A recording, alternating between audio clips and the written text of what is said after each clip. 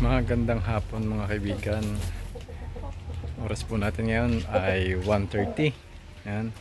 Nandito po tayo sa ating as usual sa ating backyard. At kung makikita nyo po, yan po. Yung napisa po na dalawang sisiw. Ngayon po ay naghihikap na po sila kasama ng kanilang nanay. Yan. Hindi ko alam kung lalaki sila dyan dahil malimit po may dumadaan dito mga pusa. Kaya hindi po natin alam kung makakasurvive sila hanggang sa lumaki sila ng mga 2 months.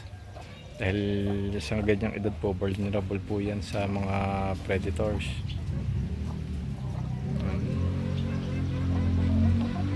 Enjoy lang po sila dyan, paikot-ikot. Hindi po natin mahuhuli pa yung inahin dahil matapang po yun. Tapos doon po sila sumusuot sa ilalim ng ating brooder doon.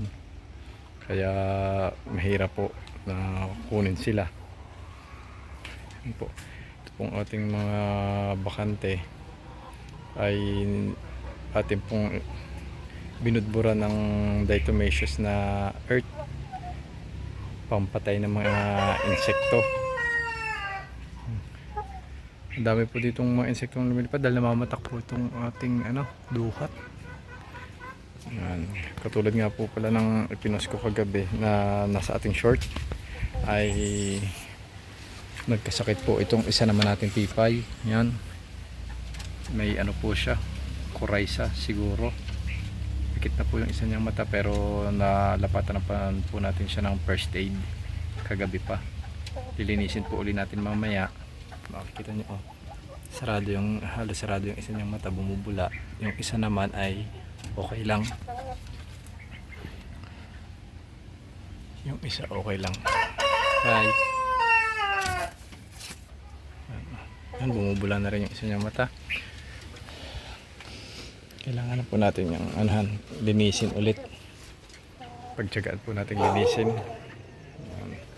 At meron po tayong good news ulit na tayo po ay nagpapalimlim na ulit ng second batch ng itlog ni Nayuno at ni Yuna. Ang naglilimlim naman po ay ito po, si Choco naman po ang naglilimlim. Kung matatandaan nyo po, ang naglimlim po dun sa ating dalawang napisa ay si Whitey. Asin po yung mga yan. Siya naman po ngayon.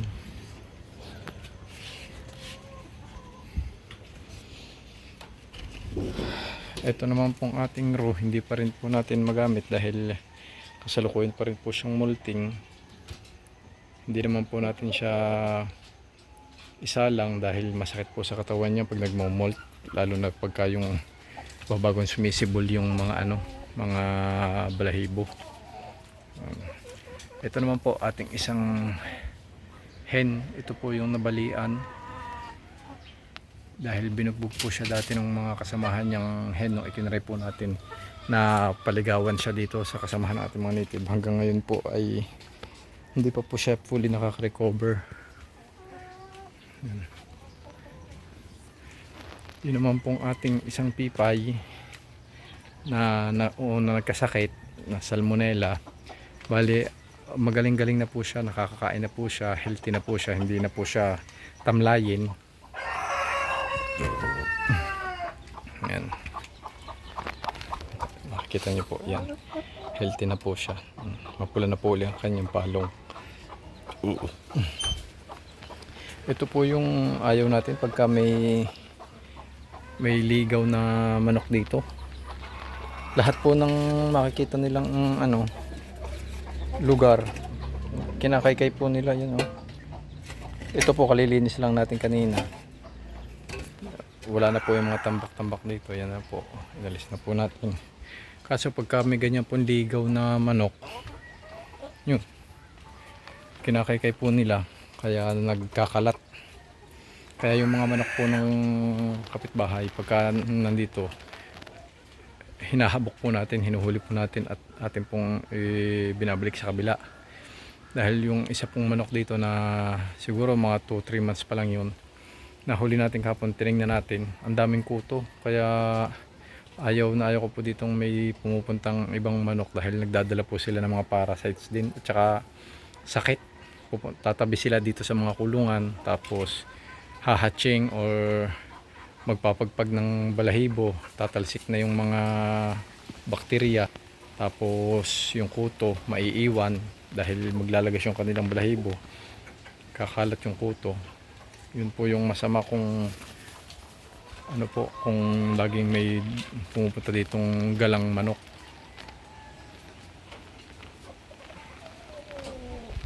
Ayan po. Bale, kakunti na po yung ating mga alaga kumpara dun sa nung isang taon na halos wala pong paglagyan. Ngayon po ay namamanage naman po natin ng halos ayos. Bale, ito po tigda dalawa na lang. So, yan. Ito po tigda dalawa na lang halos. Kita nyo yan. Dalawa na lang. Tapos dito yung dalawa nating splash. Yan. Tapos dito yung dalawa nating Rhode Island. Dito si Mira. Tapos yung ano, halos lahat po sila nakakulong na. Hindi na po tayo nagpapaligaw muna. Dahil maulan po. Yun pong dalawang pipay natin, nagkasakit po yun dahil kasalanan ko po na pinabayaan ko po sila sa range. Dahil hindi naman po umuulan. Sa umaga po napakalakas ng hamog. Siguro po basa yung mga damo, tinutukan nila at saka nalalamigan sila sa gabi. Hindi ko po sila naisilong ng halos 3 araw at ngayon lang po sila nagpakita ng sintomas, kaya yun po, matinding gamutan po ang kailangan.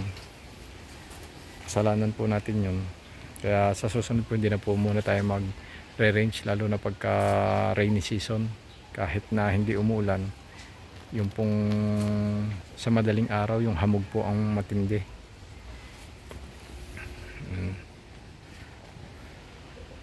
Dito po sila mataas ang damo, dyan po sila umaano. Tsaka yung pong mga maya, mga ibon, pag minatitirang pagkain dumadapo po dyan, yung po yung nagdadala ng yung ipot po ng ibon, ng maya. May ano po yun, may mga worms. Tapos yung mga balahibo, may mga parasites, may mga kuto, yung po nagdadala. Kaya nalalinan po yung ating mga alaga. At hindi na po natin uli gagawin sa susunod. Sa summer na lang po siguro, pag sigurado na tayo na maganda na ang panahon.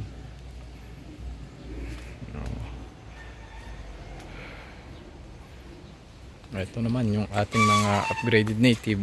Yan.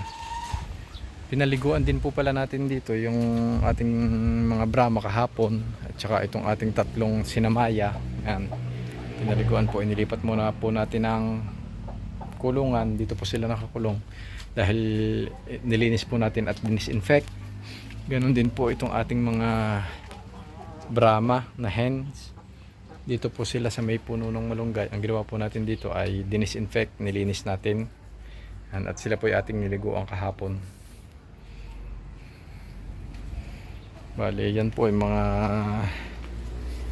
obligasyon natin sa ating mga alaga.